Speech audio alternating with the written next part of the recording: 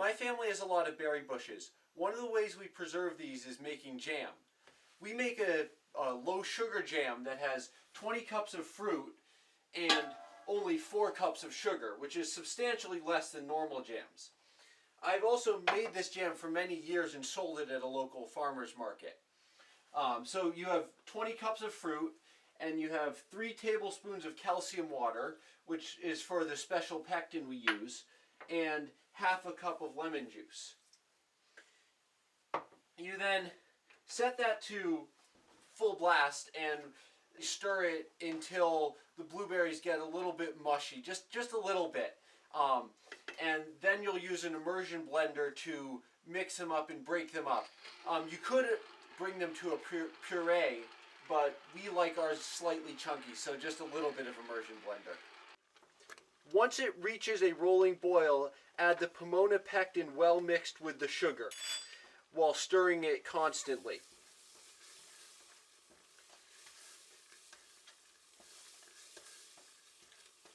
It really does help to have a helper, otherwise it's almost impossible. This will cool the mixture down. Keep stirring until it regains a rolling boil. Once it reaches a rolling boil, keep stirring for another minute or two.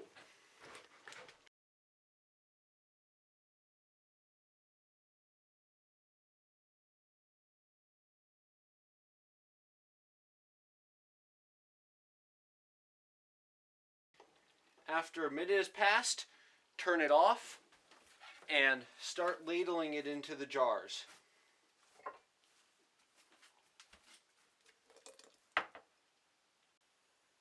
And bring it up to 1/4 of an inch of the top.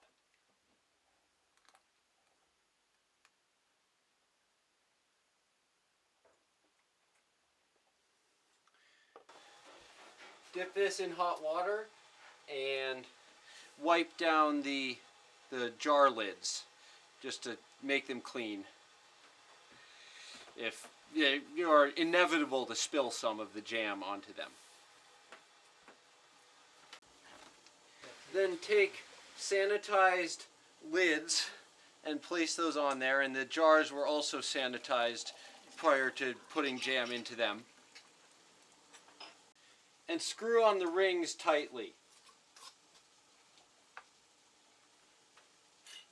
before placing them in boiling water for 10 minutes.